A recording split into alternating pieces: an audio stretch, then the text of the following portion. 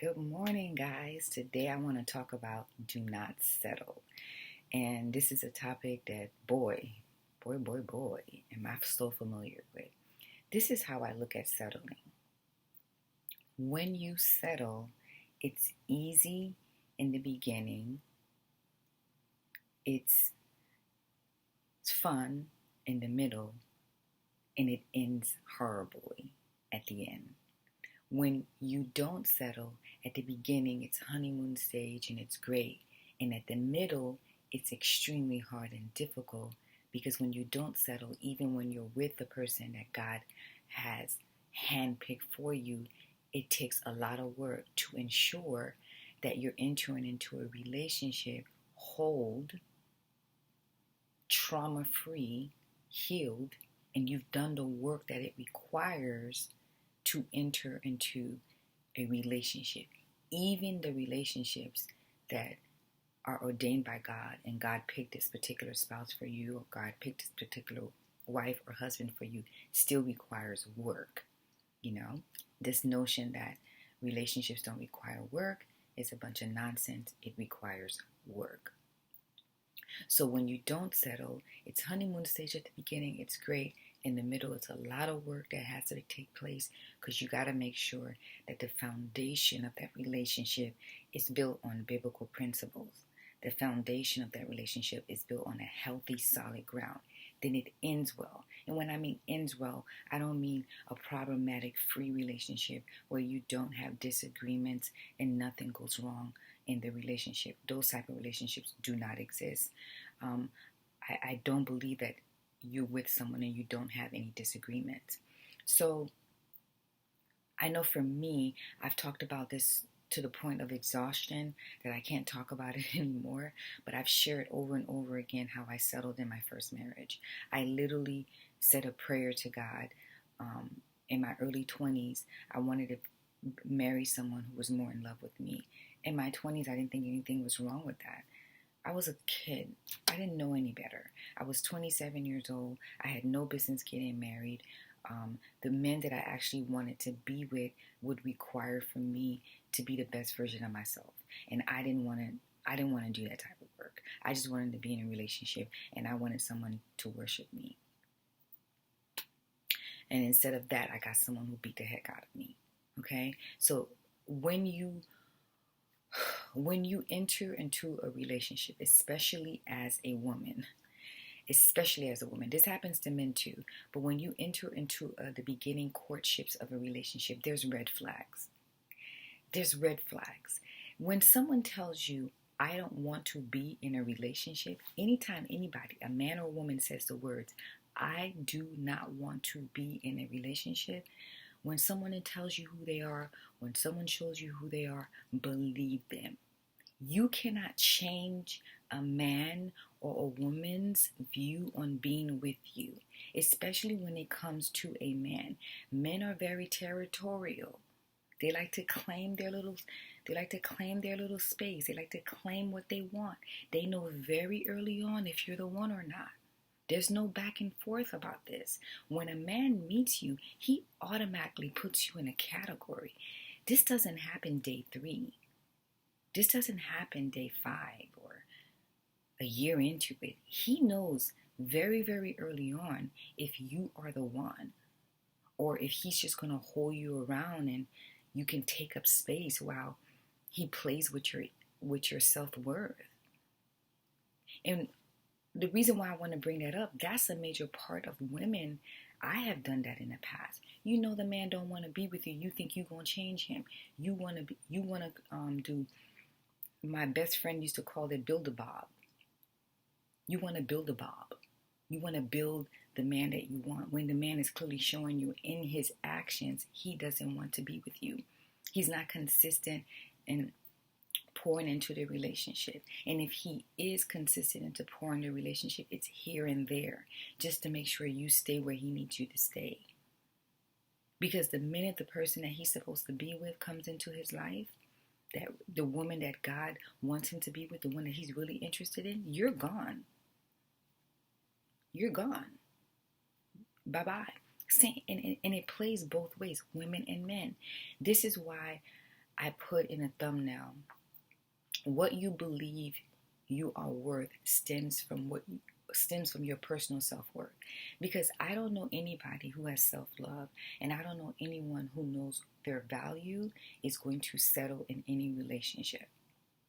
Because right now, you couldn't. No, ma'am. No, ma'am. Do not settle. If somebody is telling you they don't want to be with you, then bye-bye. Bye-bye. If there's red flags, I'm not saying automatically when there's red flags to just dismiss the person. There has to, I believe in giving people, I believe in isolated incidents. Like sometimes people do things and they really don't know better. They just need someone to tell them what they're doing is wrong. They need directive. They need feedback. They need communication. Just because there's a red flag doesn't mean that that person is not for you. I know for me, there's things I genuinely didn't know until someone brought it to my attention. And then when someone brought it to my attention, I'm like, oh, wow, I never thought about it like that. I worked on it and I changed it.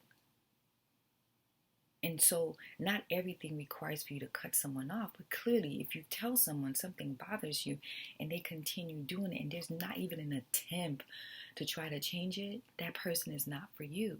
And if you stay in that relationship, you are settling.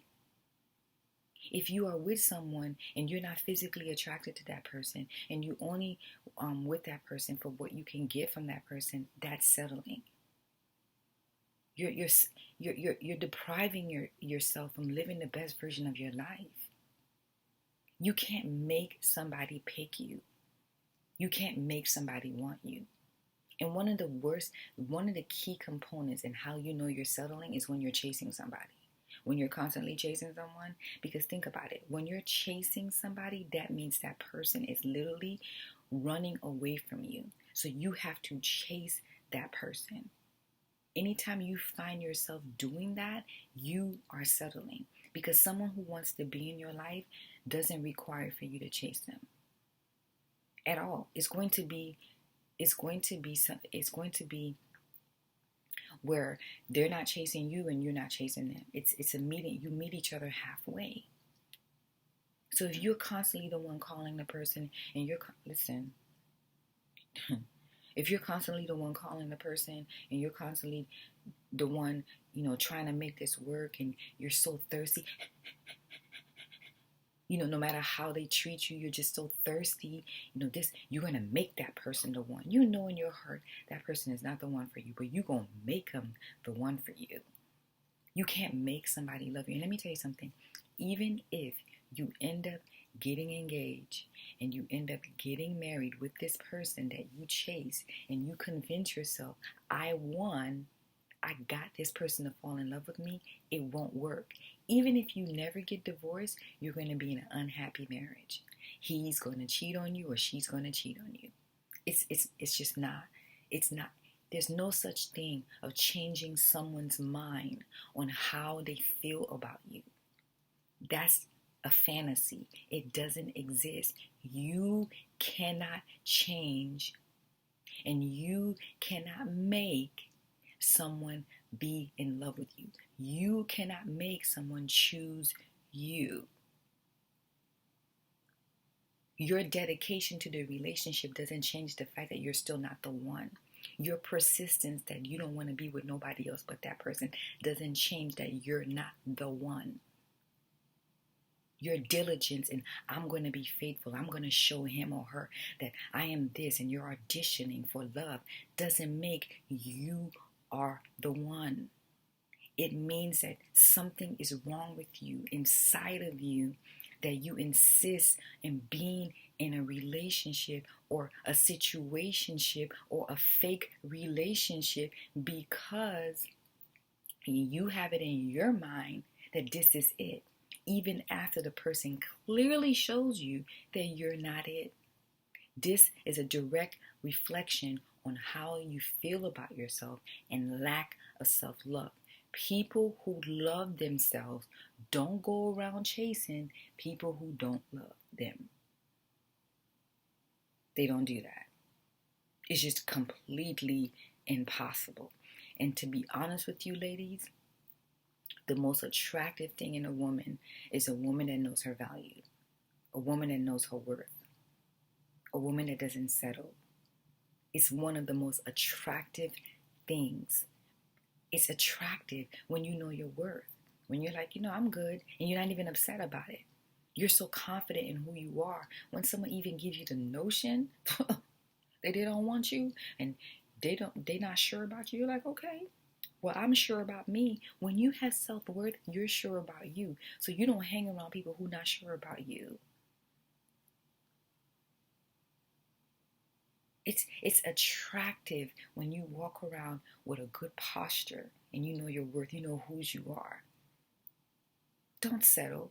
There's somebody out there that is for you, that God handpicked, that He's working for you. I tell people all the time, anybody that will listen, I never been so grateful in my life that I let go of whatever it is I was doing with the previous relationship I had in 2018. June of 2018, I had a pivotal moment. I was like, this is it. I'm done. I washed my hands and I let it go. Let me tell you something about a woman. When she breaks something off and she's not screaming and yelling and she's not mad at you, boo, she's done. I didn't scream. I didn't yell. I was done. And there was nothing anyone can do to change my mind. The last straw had broke the camel's back. And I made a prayer to God. I was like, God, I really don't want to be single. I really want to be in a relationship, but I am okay with being by myself for the rest of my life if that's what you want for my life. I'm going to seek the will of God. I'm going to seek His purpose. I'm going to work on myself. And I literally hand the keys over to God and gave Him the driver's seat. This was June of 2018. August 9th, to be specific, of 2018, I share this story all the time. I'm standing at the time clock at work, and I had my phone in my hand like this, standing at the time clock waiting to log in back, to clock in back from my break or lunch or whatever. And I hear doo-doo, whatever, notification. I look down, and I see this guy following me. And I was like, he's cute. He follows me on social media. And I was like, he's cute. And I was like, man, his face looks familiar. Where do I know him from? And I was at work. I was like, I'll look into it later. To make a long story short, the instant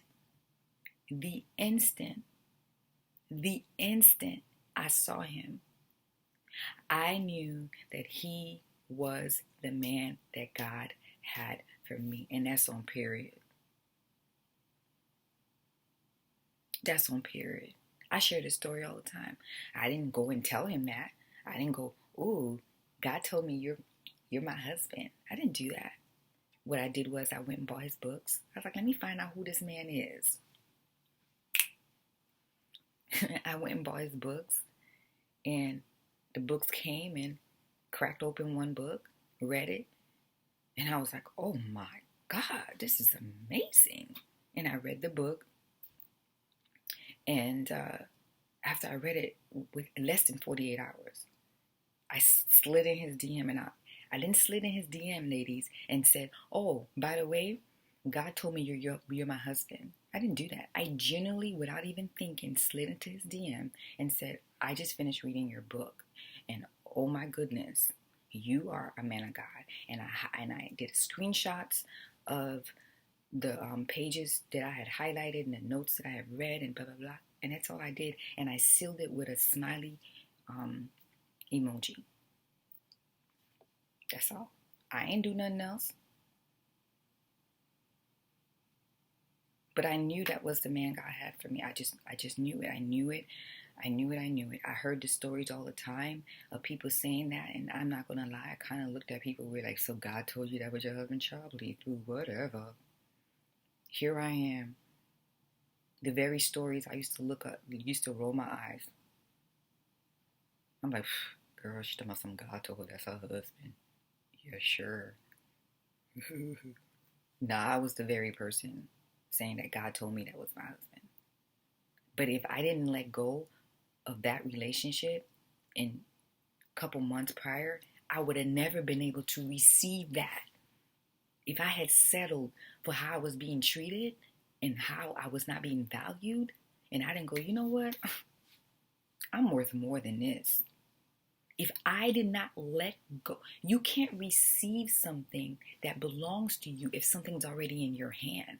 If I have this cell phone in my hand right now and somebody wants to give me a new cell phone, how am I going to get the new cell phone if I still have the old one in my hand? You got to let it go.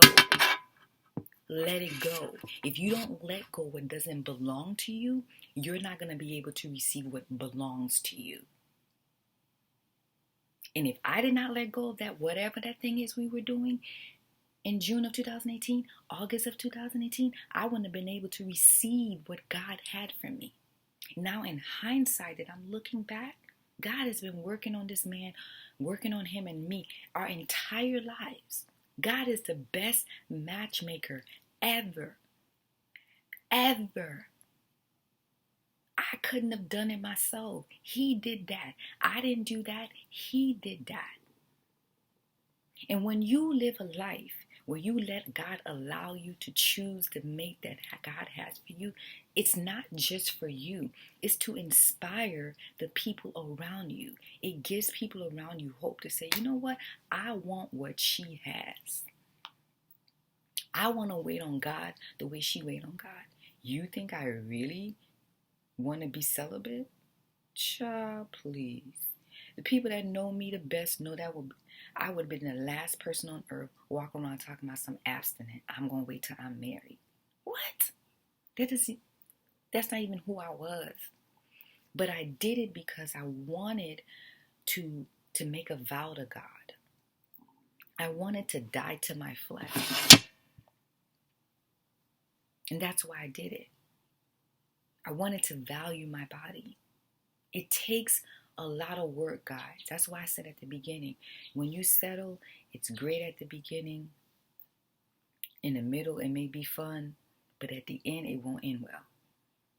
It won't end well when you settle. But when you don't settle, at the beginning, it's honeymoon stage. In the middle, it is hard. It's hard work. When you're really doing it right, the right way, when you have a relationship built on solid ground, on biblical principles, and you're entering into a relationship whole and healed, and you're working on your issues, your traumas, your triggers, and you're working on yourself, you're making sure that you have the ability to pour into this person and they can pour into you. You're making sure your ability that you're not a liability, but you're an asset. That you are entering into this relationship the best version of you. Yo, it takes a lot of work. So when you don't settle, it's honeymoon stage at the beginning. Oh my God. And then in the middle, it's like hard work. And then it ends well. And when I say end well, I don't mean problematic free relationship. I mean ends well and means you're in alignment with God. You're in the will of God. You're with the person you're supposed to be with. It's a whole different feeling when you're with the person you're supposed to be with. If you are in a situationship, a fake relationship, or whatever you want to label it, and you know that person ain't pick you from day one, and you still there, you are settling. And whatever issue that you have with that person, that red flag or that problem you have with that person, I don't care. You get engaged tomorrow and get married next year. That stuff is going to resurface. It's not going to go away. It's going to come up again. I tell people all the time, one of the best things that my partner did for me was allow me to heal and allow me to do the work. Had I gotten engaged and married in 2018, child, please, that relationship would have not worked. I had a lot of work to do. Just because God said this is the man for you, didn't mean I was ready. I still had work to do on myself. And thank you, Jesus, that he understood that. Do not settle. When you settle, that means that something is wrong inside of you. That you need to figure out why you feel that it's necessary to be with someone that don't want you. Get some therapy. Get in the word. Pray and figure this out. Because it's not normal to be thirsty around someone who ain't thirsty for you. It's not normal to have arguments and disagreement and fake relationships to a man that don't belong to you. Men claim, even a dog Dogs claim their territory. Do you know when dogs want to claim their territory, they pee on it? That's them telling the other dog that this is mine. Even a dog claims his territory. Men claim what they want, know what they want from the beginning. There's no thinking about it. There's no putting you on pause. They might allow you to work on yourself, but there's no waver if she's the one. They know early on if you're the one. And men and women and men, we know already. We know. We know. We know when you're not the one, and we know when you are the one. So don't settle. Do not settle. You are a daughter of a king. You are a son of a king. You are royalty. Know whose you are in Christ. You are beautiful. You are handsome. You are worthy of the best. Don't be with nobody making you second place. No, no, no, no. No, no, no, no, no, no, no, no. You do no, no, no, no, no, no, no. No, no, no. I don't care if you have to cry in a pillow every night and hurt in private. You let him or her go. And when you decide, when you want to see me as who I really am, and you know what's weird? When you let a guy go that doesn't know your worth, and at the beginning you let him go, you're like, let me let him go. He can figure out what he wants. And when he knows my value, he can come back. When you really do the work on yourself, and you really work on yourself the way you're supposed to work on yourself, by the time he come back, you don't even want him. You're like, You don't even want him. Because now that you really worked on yourself to figure out why you wanted somebody that didn't want you, by the time they realize your worth, and trust me, they gonna come back begging. By the time you realize you know your worth, you're like, boo, you a Mr. Shit, boo. I messed around and find out I'm worthy. I remember the day that I messed around and find out my worth. Everybody was in trouble. When you mess around and find out your worth and whose you are, by the time they come back, you're like, child, boo. It's too late. Let them go. And trust me, 90%, sometimes you end up back with the person, but 90% of the time, you don't. Because now you know your worth and you know your value. Do not settle. When you settle, it's a clear indication that you do not know your self-worth. And that's where it stems from. Know your worth. Know your worth. Bye.